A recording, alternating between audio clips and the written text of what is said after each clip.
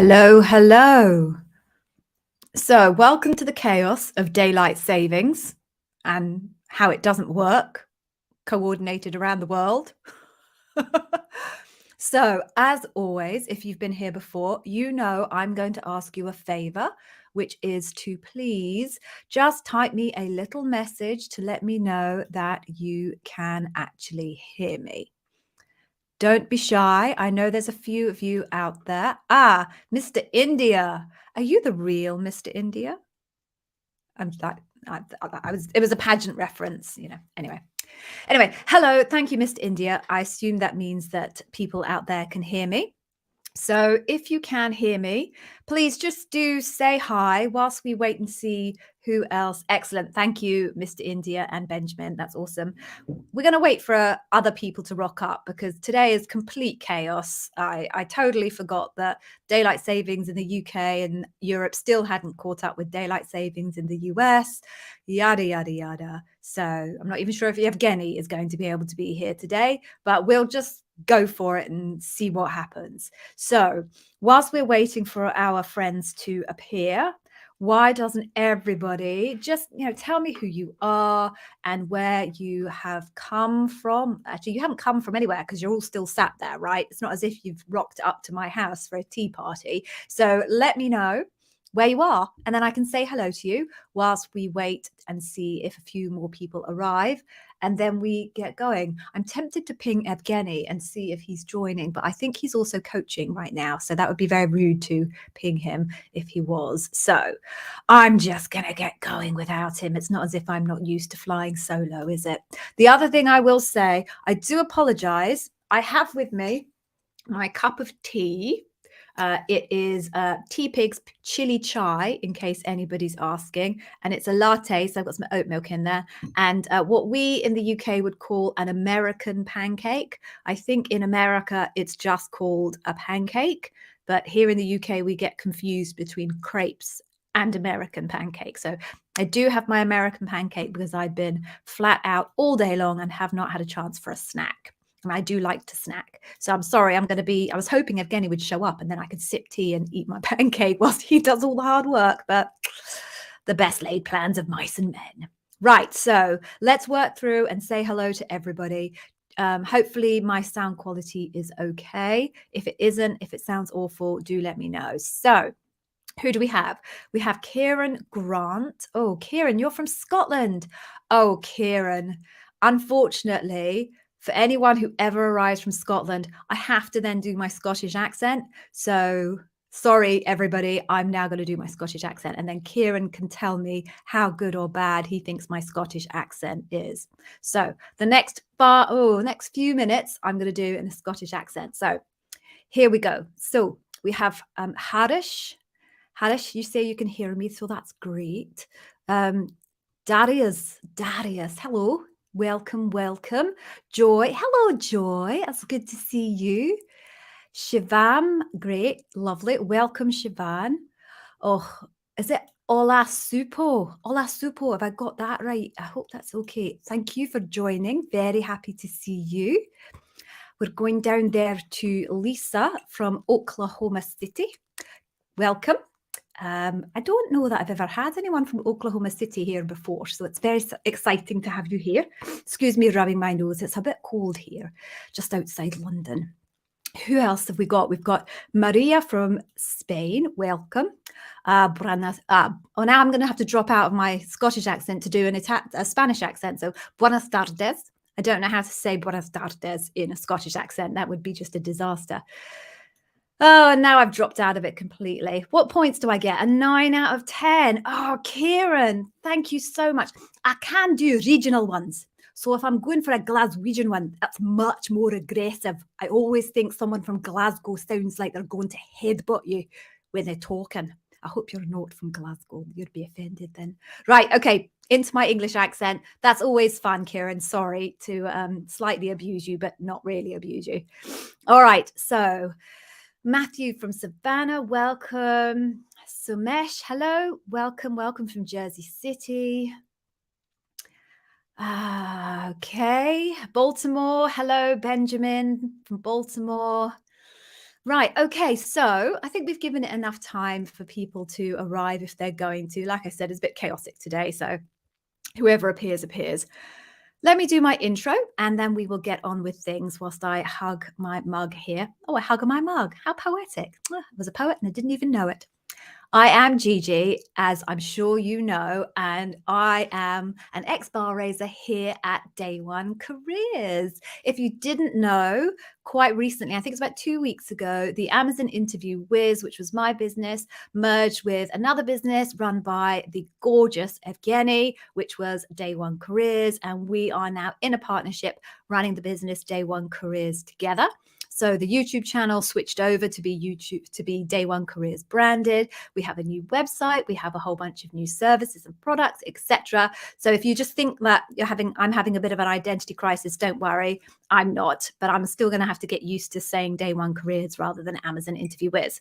So I was a senior leader and bar raiser at Amazon for a number of years. Evgeny was a senior leader in Amazon for a number of years.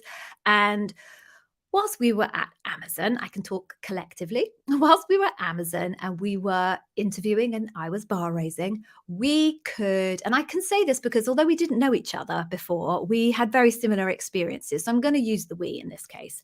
We could tell that there were certain candidates who had obviously had specialist coaching. This was a couple of years ago now. They knew what to say. They knew the leadership principles. They knew kind of the buzzwords, the Amazon things. And it became really, really clear who had coaching and who hadn't. And I can't speak for Evgeny now.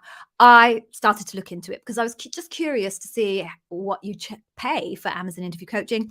And I discovered certainly at the time that it was not cheap. You could be talking many, many hundreds, even thousands of dollars to get the level of quality support that someone like me would be able to give for Amazon interview coaching. And I just thought that that was unfair and exclusive. So I started my YouTube channel. When I left Amazon, I decided I would see if I could extend that into a little bit of a running business. And so we have our Day One Careers YouTube channel. We are on Twitter. We are on YouTube. My TikTok account got killed by TikTok the other day or last week, and they rejected my identification. So there's no TikTok anymore. I'm going to have to work on that. But yeah, we're all over the place and we're trying to make Amazon interview expertise accessible to as many people as possible. Now, the difference between what you get from me and Evgeny is the Amazon interview process is not binary. It's very diverse. People have very, very different experiences depending on the team that they're applying for, the business unit that they're applying for. The process is very, very divergent. If you are just a recruiter, say just, but if you're watching content from a recruiter, for example, they'll really only have had exposure to the interview process for the types of roles that they are hiring for. Recruiters are assigned to specific roles.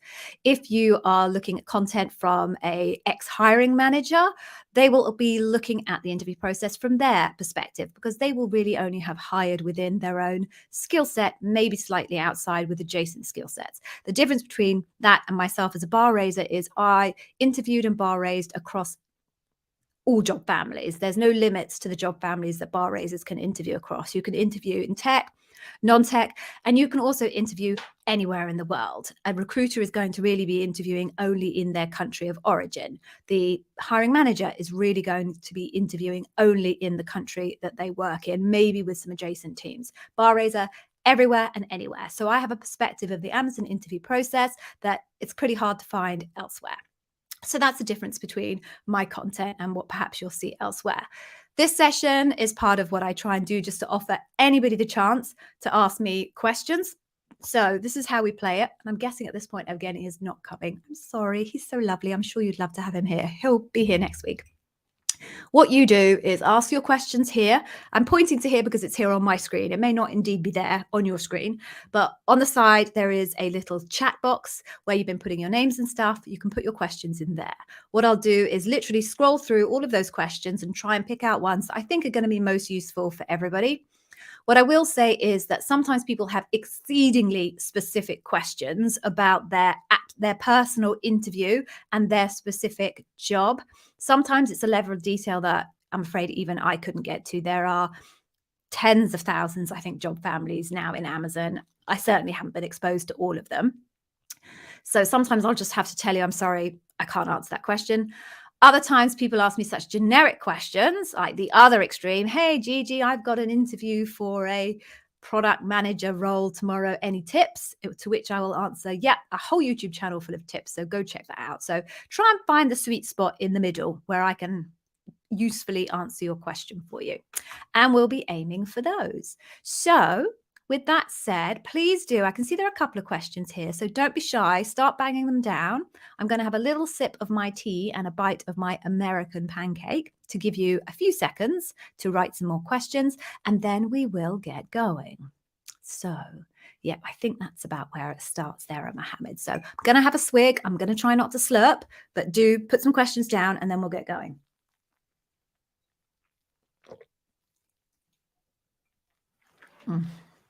Wonderful, wonderful. British and their tea. Right, so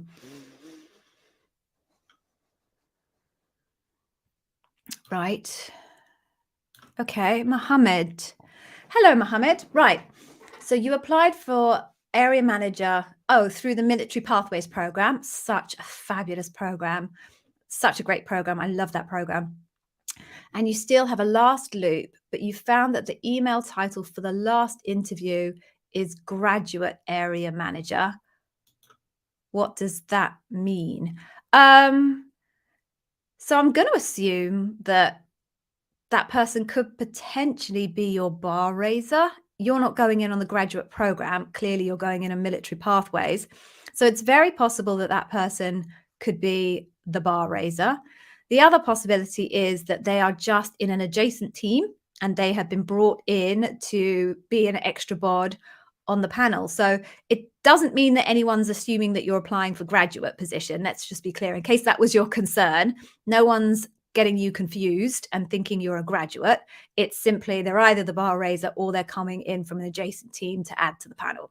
So good luck. I hope it goes well. As I said, I just think that's such a fabulous program. So fingers crossed for you.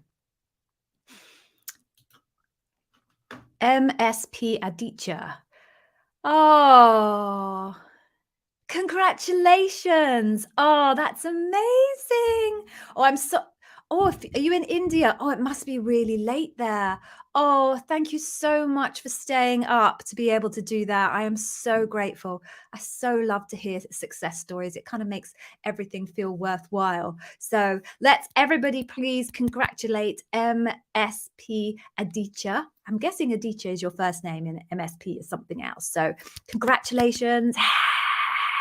Got an SDE role, start of an awesome career. I have no doubt about it for you. Congrats and thank you again for showing up. Genuinely, it means a lot to me. Oh, do you know what? Evgeny's not here. I can take these headphones off. There we go. I only had them on in case he was going to be here, but if he's not here, I don't need to sit there with those headphones on. Get rid of them. I'm not sure that that's a good look with my hair now, but never mind. This is not a fashion channel. Thank God for it, because it wouldn't be very popular. Okay, moving on. Yes, Maria. Is this interview coaching applicable to graduate programs? Yes. So everything that I offer by way of advice, unless I tell you it's specifically for a particular job family, which isn't very often, everything that I share and Yevgeny will share on our YouTube channel, on our blogs, is applicable for all roles because Amazon has completely standardized the way it approaches hiring. It's looking for, outside of the functional side of things, it's looking for people that behave in a way that aligns to their leadership principles. So, Maria, the big differences for you going through the grad program is how your interview actual process will be. The grad program actual interview process is very different because what they do is they bring everybody in a batch rather than just on the sausage factory line. Do I say a sausage factory? What do I say? A conveyor belt. That's it. Everybody comes in at once. There's 2 days where it's just a big blitz. You meet a number of people, probably not as many as everybody else usually would, maybe 3, something like that. You have a case study, I believe, as a graduate program, things that other roles don't necessarily do. But in terms of the necessity for you to demonstrate the leadership principles and for them to be asking you questions about the leadership principles, that's absolutely the same for graduates as it is for everybody else. So good luck. I hope that goes well for you.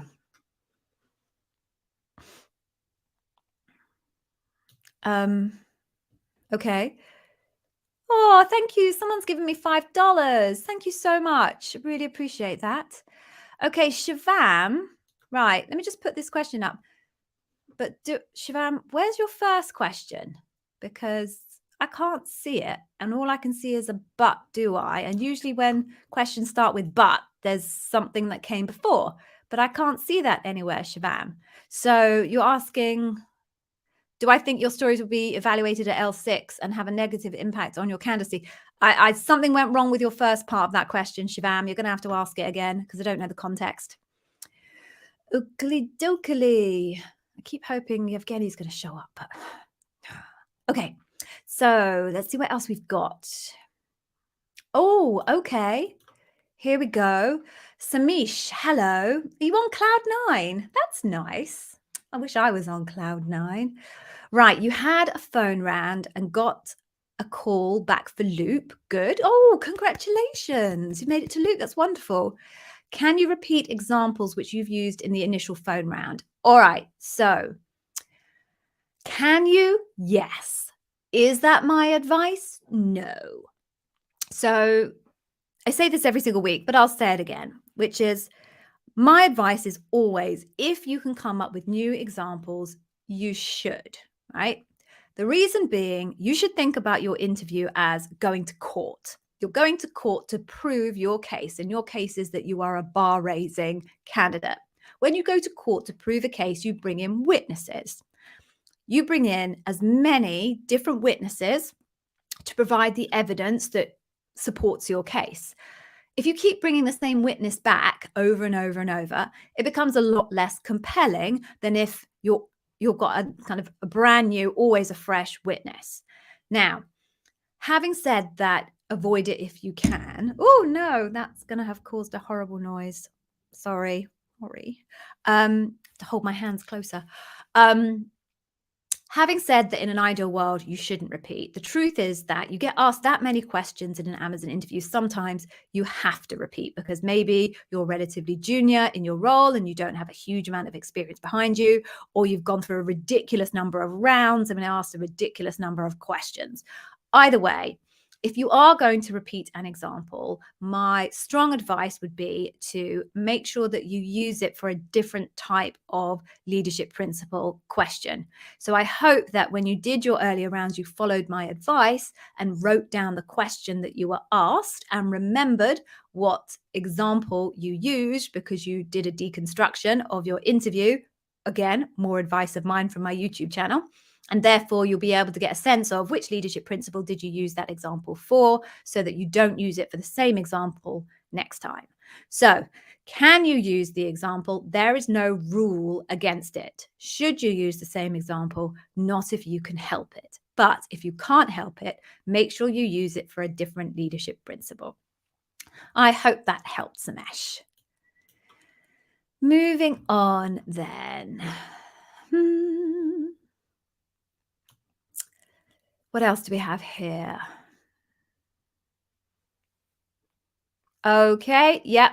Matthew, I cannot comment on relocation packages. That is not information that I would be privy to, and it would differ massively depending on the country that you live in and the region that you live in. And obviously, I don't have all of that information memorized. So I'm sorry, I cannot help you with that one, but I just wanted to let you know I couldn't help you rather than have you think I was ignoring you, which I was not. Okay. Great. Mr. India. That's just such a cool profile picture. That wins. I see a lot of cool profile pictures, but Mr. India, you look happy in that one. I think you were having a good day, right? Okay. One tip on how to nail the bar raiser interview. Yes. There is no tip. I say this regularly. So once again, Gigi gets on my soapbox. That's it. It's a soapbox, right? So your bar raiser interview is no different from any other interview. There is nothing that your bar raiser is looking for that everybody else is not looking for. There are no special questions that your bar raiser asks you. There are no special leadership principles that the bar raiser is given. As far as you're concerned, your interview with your bar raiser is no different from any other interview. You have to give strong interviews across the board because your bar raiser is not only going to look at their interview, they're going to look at all of the data from all of the interviews. So it kind of doesn't really matter how you perform at your bar raiser interview independently. It matters how you perform overall. So stop obsessing with the bar raiser. Of course, I understand that everybody obsesses with it, but there's no difference from an interview point of view. There's nothing you can do, especially for the bar raiser, that you should not and could not be doing for every other interviewer. And please don't be convinced by anybody else here on YouTube or anywhere else that there is a secret sauce to nailing your bar raiser interview, because there isn't. And what they're probably doing is trying to sell you something based on what is a very well known and understood anxiety in candidates. There's no secret sauce that anyone can share with you to nail that bar raiser interview. So thank you for giving me the opportunity to get on my soapbox. I will now climb back down. Right. What else? Who else do we have here? Okay, Sashari. So this falls under the category of a very generic question. So you want to know about the vendor manager interview. What do you want to know? So everything that is on my YouTube channel covers every single job family. I have 2 videos. I say my YouTube channel, the Day One Careers YouTube channel. I have 2 videos on the Day One Careers YouTube channel, which don't apply to every single role. And that's one for military candidates and one for graduates. Everything else completely applies to the vendor manager role. So I'm not sure what specifically you wanted to know about it, but go to the YouTube channel. I've got you well covered there. Okay, moving on. Okay, Samish, yeah, okay. So I actually have a video recorded that I need to edit. I think I'll be releasing it this week, that talks about metrics and how to come up with metrics. So I'm going to cover this off for you now, hoping not to spoil my video. So what you're trying to do is demonstrate the impact of your outputs, right? So it can be literally any metric at all that demonstrates the impact of your output. So it's going to vary enormously according to different job families. So if you are in loss prevention, then the type of metric that you might be able to use is a reduction in lost revenues. If you are in, I don't know, a call center manager, a metric that you could use is reduction in swing time. Sorry, swing time is how long it takes to answer somebody's call. If you are a university professor and you are trying to get people to attend your class, the impact of what you do could be increasing the attendance to your class. If you're a marketer, the impact of something of what you do could be to improve the return on investment of every dollar that you spend. If you are a sales manager, the impact of what you do might be to increase the average products per customer that you sell. It's anything. But the reason why the metrics exist is not because they want metrics, numbers for numbers' sakes. The purpose of those metrics is to demonstrate how you have delivered impact for your organization. They are reference points to clarify what your impact is. So it doesn't matter what it is. You're just using a number in order for them to be able to see some kind of a reference point. And that's why talking about percentage movements and kind of orientating your impact against the norm. So maybe I go back to the marketing example, the ROI. Maybe I talk about improving the ROI from X to X, which is an X% increase, which created an X saving in terms of my budget, which is 10% on my total budget. So you can help them understand, using these metrics as reference points, your impact on the business. So I could go on for hours and hours with every single different job family and try and come up with metrics, but that's not helpful to you. Hopefully the principle of what I'm saying to you is helpful to you. So think about the project that you did, the output of that project, and then what the downstream impact of that output was, and turn that into a metric. I hope that helps. Oh, we got a boomerang. Hey. Do I have any tips for a boomerang in the interview loop? Interesting. It's an interesting question. So if I was a hiring manager, and I guess a bar raiser, thinking about a boomerang, I would probably want to see a good mix of examples from your time at Amazon and how you managed to deliver. Oh, sorry, everybody. Not everybody knows what a boomerang is. Right. Sorry.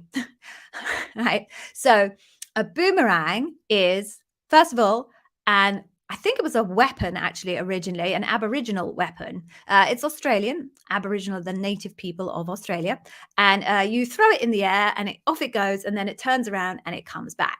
So the reason I'm telling you that is that's a terminology used for Amazonians who leave Amazon and then come back, aka boomerang. So sorry if I was teaching anyone to suck eggs there.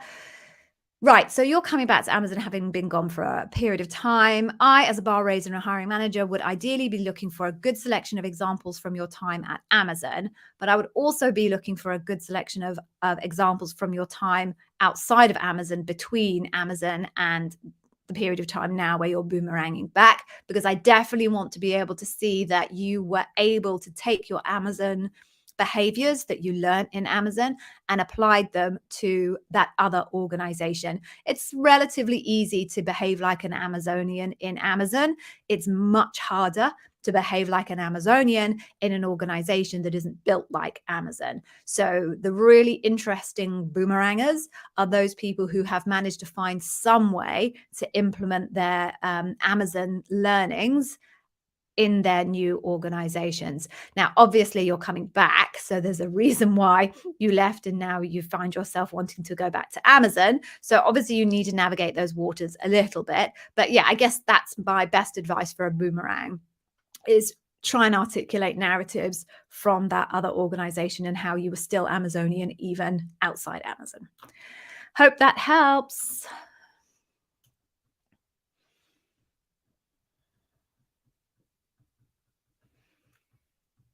Kieran, I cannot answer that question on policy about internships and returns from internships and where you can go.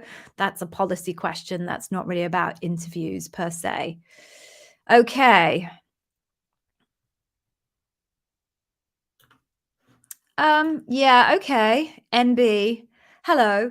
So how you can approach the interview process with a career gap. Yeah. So it kind of depends on how long your career gap is. You know, if it's only like a year and you've been doing something else, probably don't even need to worry about it.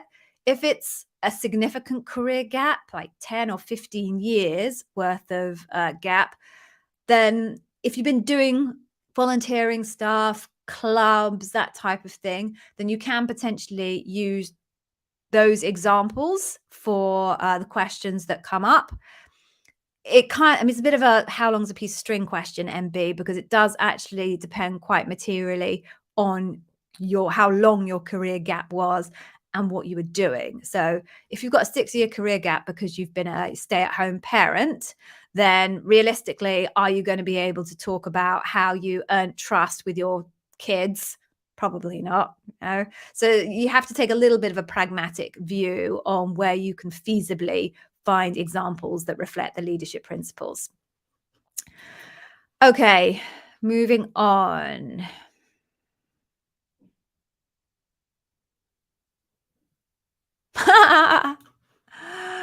Okay. Anywhere you can find sample answer questions. You feel like the Amazon interview is checking who can lie the best. Not really. I mean, obviously, it's not built to do that. And I guess people who have to make stuff up, the best liars are the ones that end up doing better. But it's quite hard to lie in an Amazon context. It's not too hard to lie when you're just meeting one person, you're in early rounds. It gets very hard to lie when you're meeting lots of people because you drop little breadcrumbs along the way about your lies.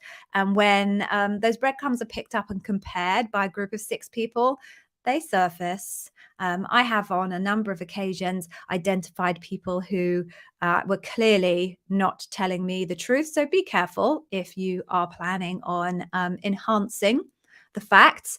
Anyway, you can find sample answer questions. So we don't provide sample answer questions other than we do in our Amazon Interview Whiz course, provide deep dives on each of the leadership principles. And in each of those leadership principle classes, I demonstrate against a question that I ask myself. I do little mock interviews.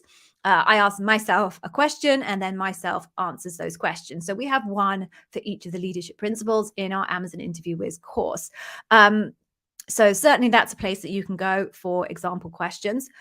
What I would say is I don't hold a huge amount of stock in going and listening to a whole,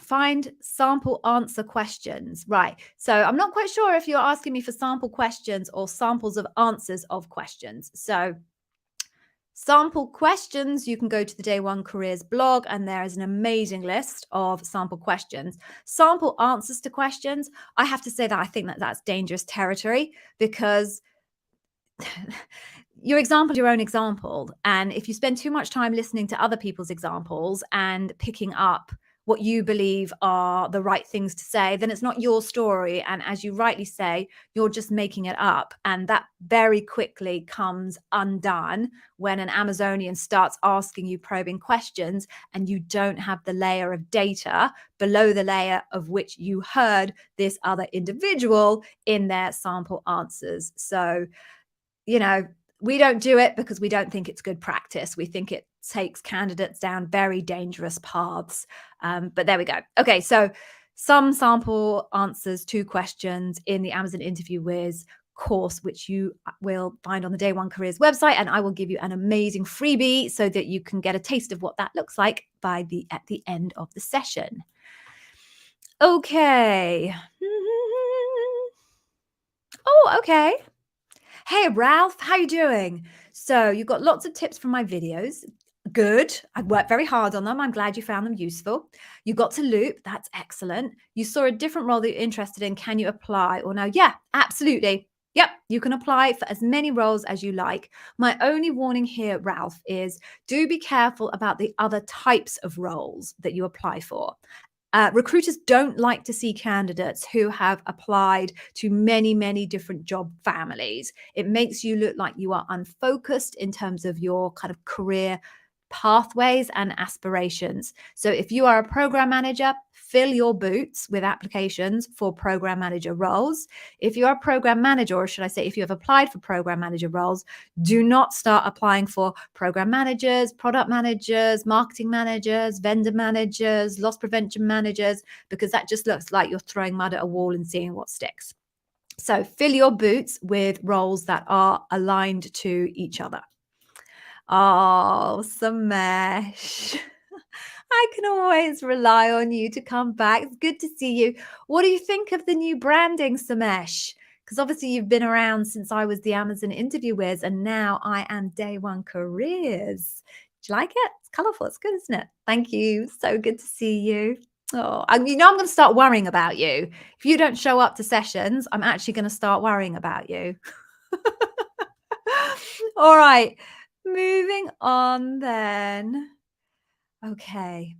Oh my goodness, is it at 6:05 already? Blimey. Right, it's very British, isn't it? Blimey. Let me just pick one more and then we're going to quickly do something. Okay. I'm not really sure. Hang on, I'm just trying to read one here. I don't think I understand it. Okay. Oh, yeah. You applied for a senior role, but days before the job post closed, okay, they hired. On the phone interview, you were told due to lack of your product management experience, you'd get a junior role instead. So I assume you applied for a product manager. There's a bit of a lack of context here. You're comparable in experience and certifications with a senior CSM's advice. Okay. So I don't even know what CSM is. Is it customer service manager? Is it contact center manager? Customer solutions manager? Please don't use acronyms, everyone. There are so many acronyms. It could be anything. So I'm not really sure what advice you're asking me for anyway, in terms of should you apply for another role? What other role you should apply? So do you want to try that again, Dan, with something that's a bit more specific? I'm sorry, I thought I'd be able to answer that, but the more I read it, the more I realized I wasn't clear exactly what you were asking. Okay, moving on. Okay, yep, I'll answer this one quickly. Samish, no one has ever asked me this question, but so I can answer it though. So, is there an ideal number of questions you should be asking the recruiter? I think you mean the interviewer at the end of each loop round. No ideal number of questions. Ask the questions you need to ask. You'll only have a fixed amount of time anyway, probably no more than 5 minutes. So just ask the questions that you need to ask of that individual, and bear in mind who that individual is, what role they have compared to the job that you're interviewing for. But no, there's no such thing as an ideal anyway, because the questions are for you, right? Amazon gets no benefit from you asking questions, so they're all for you. So the ideal will be dependent on what you need to know personally to make a good decision. Okay, moving on. No, not moving on. Right. So we in Day One Careers, honestly, it's so difficult after all of this time to be a we rather than an I. At Day One Careers, we put an enormous amount of effort into providing you with amazing, actionable, free content. In return, we do need your help, please. In order for our content, this is a joke now. In order for our content to rank in YouTube, we need positive engagement signals from our visitors. Positive engagement signals are giving a video a thumbs up and also typing little comments, which is why at the end of all of my videos, I ask you for a thumbs up or to put a comment. That makes a massive difference. That's positive engagement signals, and that will tell YouTube that my content is decent and hopefully surface me above some of the other I'll never get used to this, surface us over some of the other crud that, quite frankly, is crud a word that is anywhere other than in the UK? I don't know, but surface our content above other rubbish content. So right now, I'm going to ask you to take a couple of seconds just to give this content a bit of a thumbs up so that it will surface. And I do ask, if you are watching any of my other content, please do give it a little thumbs up. So let me just go and do that now, although I've realized I still haven't loaded the little videos. So here, in the moment, I'm going to jump back to AIW branding. Close your eyes. It's not AIW branding, okay? This is not AIW. We are not AIW. Live to stream. Live to stream.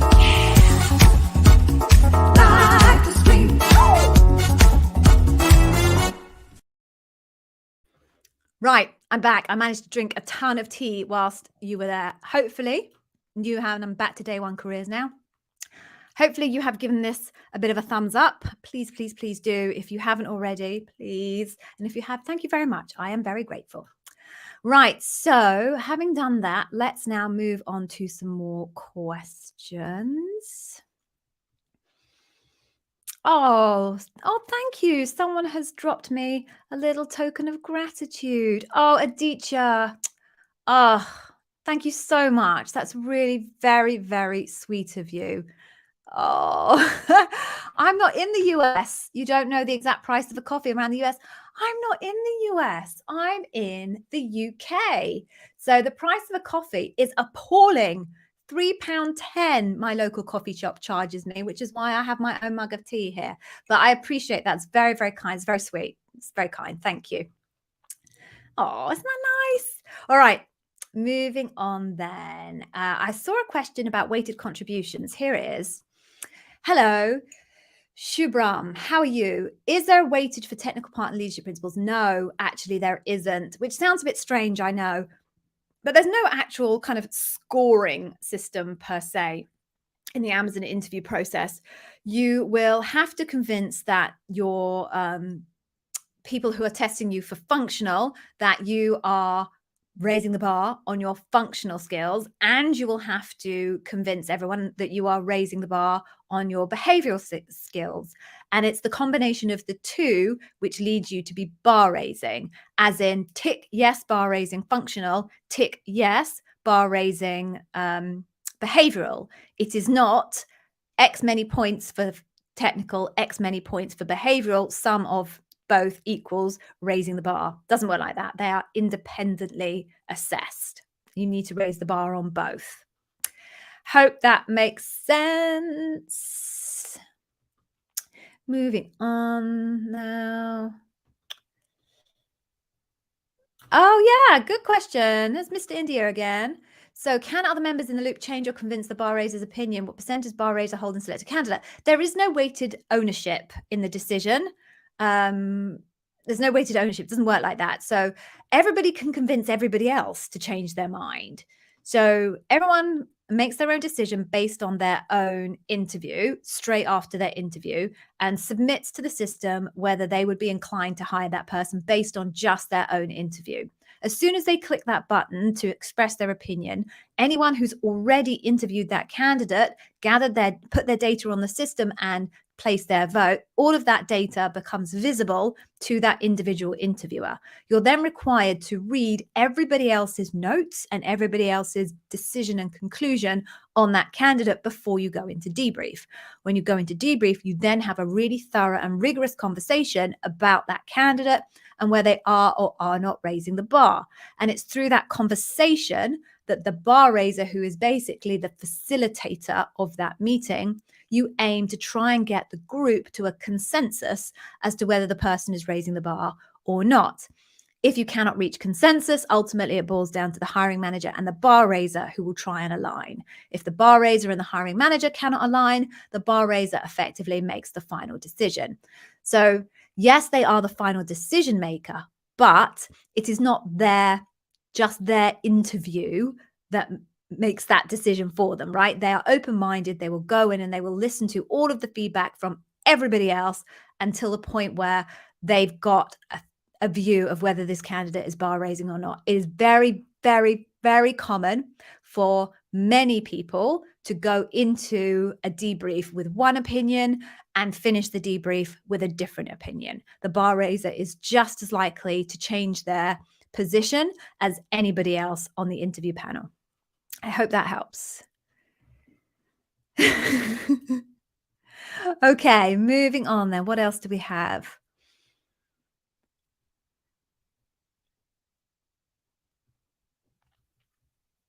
Okay. Okay. Mr. India, you ask good questions. I feel bad that I'm keep picking Mr. India. This is my last one from you, Mr. India, because I feel bad. Can we share examples from our personal life for leadership principle-based questions? Try to avoid it.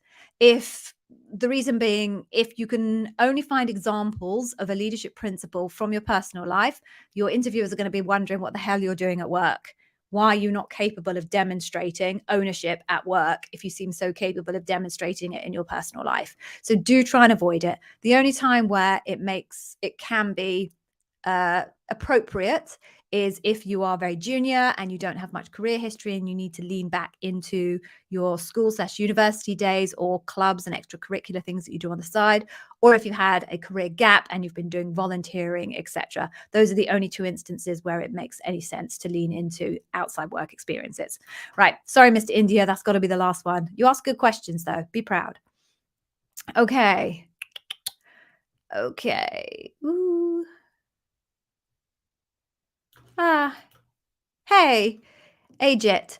So you're welcome. When would you know if the position was down leveled? Okay, so let's just be clear here. The position itself is unlikely to be down leveled per se. You are likely to be considered to be at a lower level than the role was intended for and the hiring manager can make a commitment to the bar raiser to de-scope the role so it's a smaller role and therefore can fit an individual who has been deemed to not raise the bar at the original level, but does raise the bar at one level below. The point at which you will find that out is when your recruiter contacts you with the outcome of your loop. Okay. Moving on then.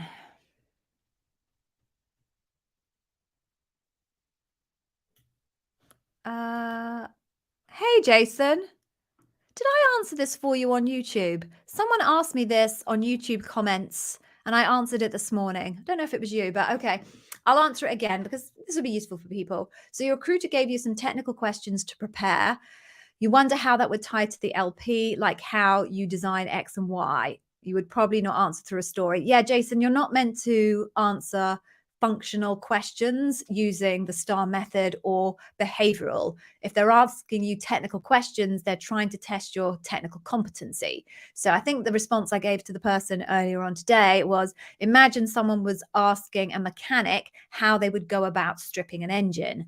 The mechanic would go into detail about, you know, what they unscrewed, what they unplugged, blah, blah, blah. They wouldn't spend any time talking about how they behaved in order to unscrew that thing, etc. It's just illogical. It doesn't make any sense. So no, your technical questions are purely about your technical skills and how you would actually deliver that technical solution, etc. Hope that's clear. Okay.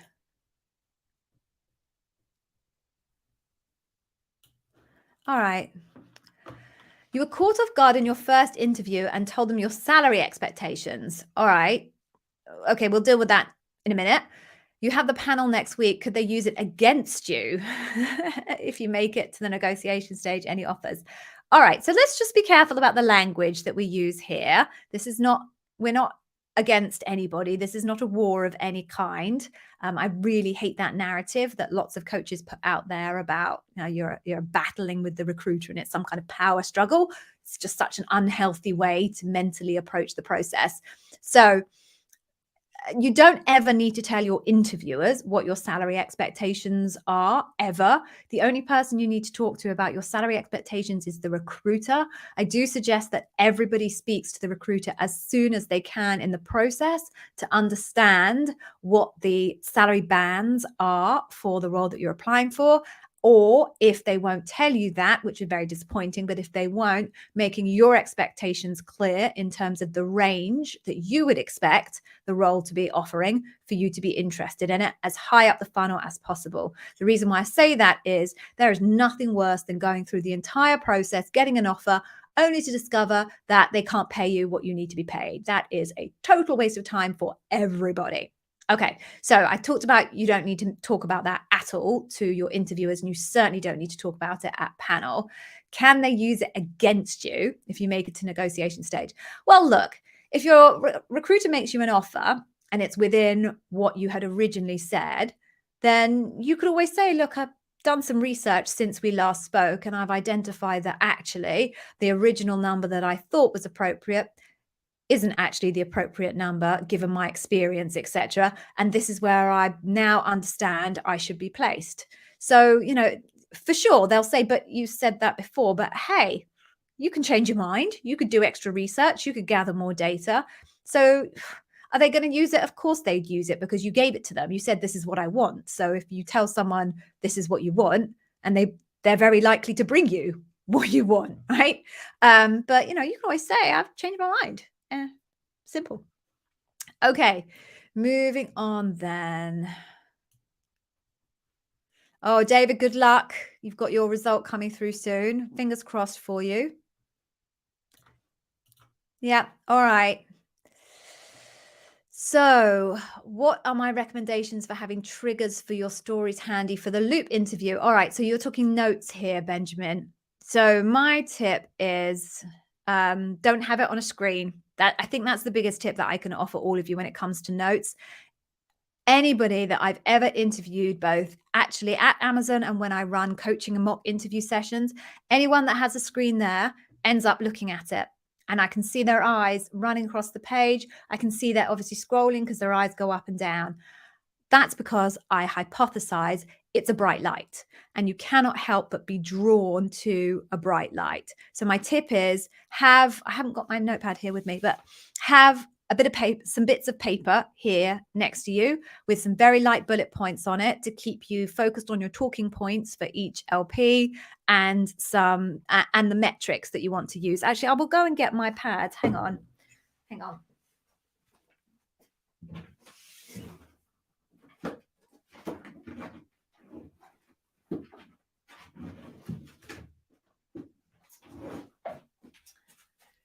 Sorry, that took longer than I expected. My daughter had dumped all of her school books on top of my pad. Right. So this here is my Amazon interview notebook. I've had this since I interviewed in 2015, and I used it whenever I had internal interviews as well. What I've done here, you can see, is I have little Post-it note tabs here at the top. They are for each of the examples that I wanted to speak to. There's some more along the side here. You see, these were for later ones. And I have that next to me. And then when I'm coming to an example that I know I want to use, I find the tab, which I've got, I don't know if you can see it. They've got words on top of them. Can you see that? Probably vaguely. Yeah, see, it's got the words of the description of the example. I can quickly grab that tab, flick open the page, and then here is my bullet point notes that to keep me on point and my metrics. So this works very well for me, but I do strongly suggest that nobody uses a screen because I just never think it ends well for the many, many hundreds of candidates that I have interviewed. So that's my tip. Another 2 tips that I can offer, which I think I have this also on our YouTube channel. People stick sticky notes around their screens. That can be very useful. And then if you are facing a wall, I've had a lot of candidates who put these giant posters on their walls with the information that they want to reference there on the wall. You have to have it written quite big, clearly, to be able to see it. And you also need to practice doing things like, let me think about that. That's a good question. So it doesn't look too weird that you're staring at the wall. Yes, thank you for that question. So yeah, you need to do a little bit of acting practice, but big posters on the walls is something else that I know my candidates use quite regularly. Okay, right. What else do we have? We've got a few minutes left, so we've still got quite a lot of questions. Oh my goodness. I don't think I'm going to get through all of these questions, people. I'm really sorry. If I don't get through your question, you can always drop that question into comments on a video somewhere on YouTube. And of course, I will always be back next week as well. So let me just see what else I can find here. I'm going to do some jumping around now, so I apologize for that.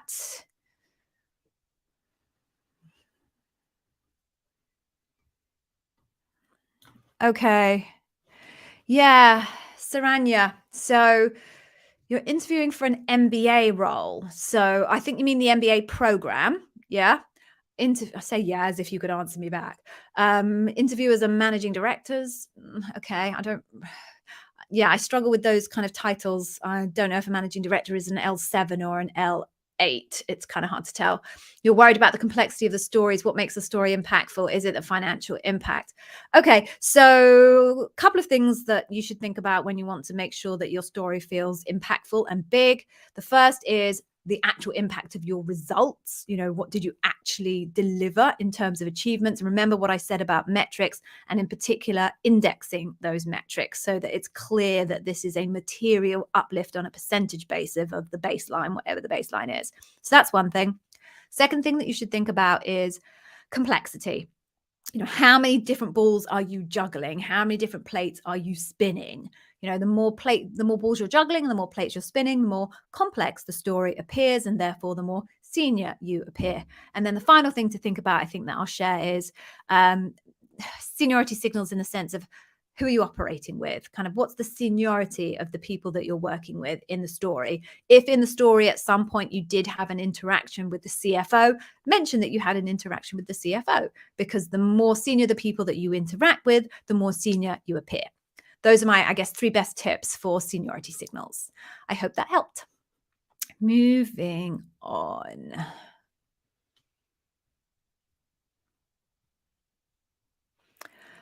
Sorry, I'm scrolling. I'm trying to find something. I'm going to have to reheat my tea. Don't worry, Aditya, for getting confused between the US and the UK. Everybody thinks that I must be operating out of the US. I am not. I have free healthcare, free education. Oh dear, we shouldn't get down that path, should we? Should not go down that path. Okay. Whoop. Oh, Jessie. Oh, I love just to congratulate people. So, Jessie, love the view behind you. That looks amazing. And congratulations, you're going to work for Ring. Oh, that's brilliant. Actually, one of my Academy members, Georgina, I think, yes, it's Georgina, who's gorgeous. She went to work for Ring and she is absolutely loving it. I had a chat with her the other week. So, congratulations. I know you're going to love it. One of the things I think you're really going to love about Ring is they are transitioning still between being the independent company that is Ring into being kind of more fully subsumed into Amazon. So the leadership principles are still embedding themselves in Ring, and you're going to have a great time being part of that kind of journey from the original Ring into the Amazonian Ring. So congratulations, and I'm thrilled to have been able to support you on that. Okie dokie. Oh, we've got another one. Oh my God. Oh my God.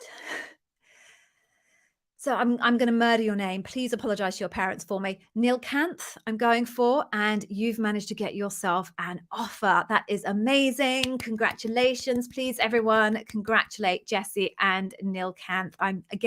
We I'm never going to get a grip. I'm so glad he's not here. He'd be very cross with me. We at Day One Careers are delighted for you. Okay, what else do we have? We've got 3 minutes left, so I'm going to try and pick a couple.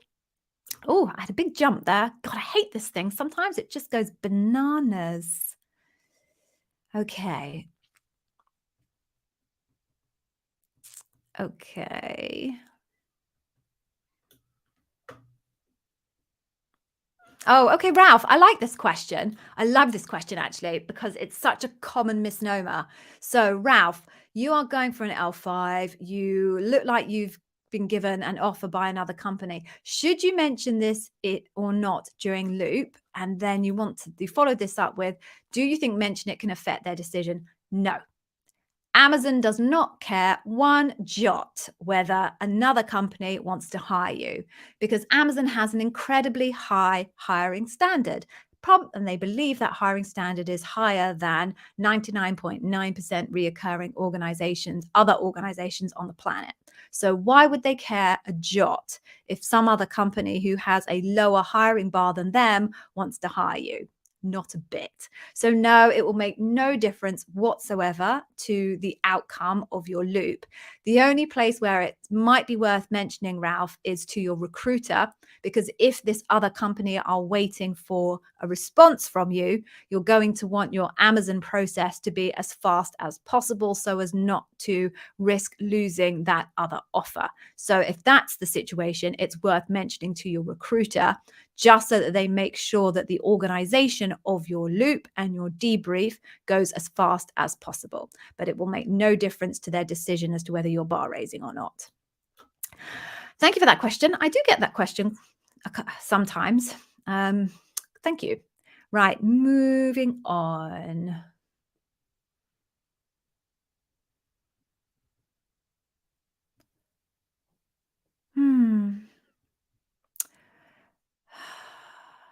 Yeah.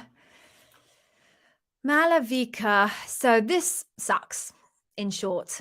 So in every other country in the world, not every other country, in many other countries in the world, you're not allowed to ask candidates for their current salary, and you pay them what they think they're worth and what you think they're worth. I know that isn't the case in India. So a lot of the advice that you'll get from, I'm just swapping your things here. A lot of the advice that you'll get from me or any other coach is very, Western focused, where we're lucky and we don't have to share that information.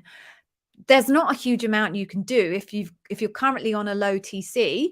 They're going to base their offer based on that low TC. All you can do is dig your heels in and say you want more and be willing to walk away if they're not going to offer you anymore. I know it's a bold move, but you just have to decide what you're willing to take in terms of compensation and draw the line there. I think I honestly, I've got huge compassion for you in India because it makes your negotiation position so much weaker. We have such an advantage in the West as far as that's concerned.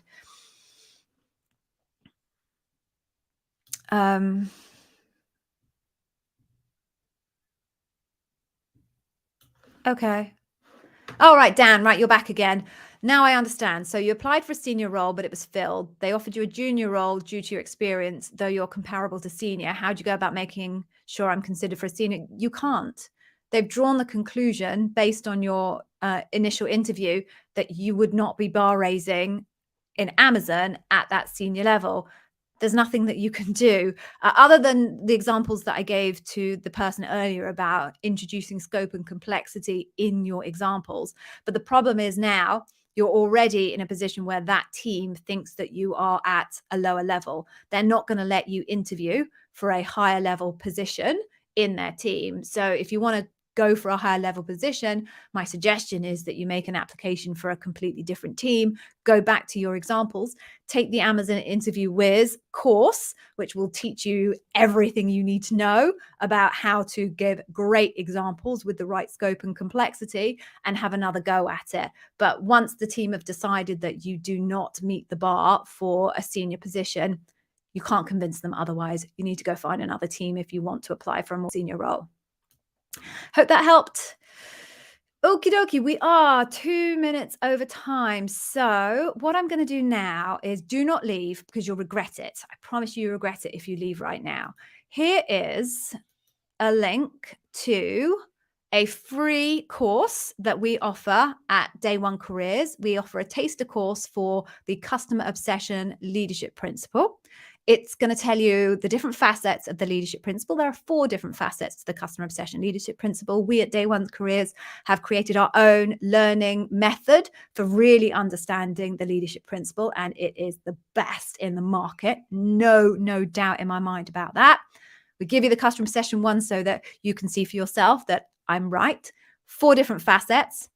The taster course also tells you pretty much exactly, and I mean exactly, what they're looking for, based on my reinterpretation, just to be clear, anybody from Amazon Legal, based on my reinterpretation of what they're looking for and my experience in terms of what they're looking for in the answers to the customer obsession questions they'll ask you. And it shows a little mock interview, me interviewing me, so that you can see how it all comes together in an actual Amazon interview. Go take it. It's well worth having. It's quality. It's not one of these, we're going to give you half a freebie and because it'll only give you half the information you need and you have to buy the rest type freebie. Nah. It is completely complete, perfect, actionable, exactly as it is. So do head to Day One Career, http day1.careers/Amazon-interview-whiz. We probably need to do a short URL for that. I shall have to have a word with Evgeny about that. Go check that out. If you can't remember that URL, just go to day1.careers and you will find the freebie there. Pops up to you, no problem. All right, so on that note, thank you very much, everyone who joined. For those of you who have got yourself roles, so proud. We're so delighted for you. Anyone else who has interviews coming up, we at Day One Careers wish you the very best of luck. Any other questions, anything that I've missed, you can always drop them into YouTube and we will attempt to answer them as quickly as we possibly can. Please stay safe and look after yourselves, and we will see you. Evgeny will be here next Monday. Take care. Thank you for coming. Bye.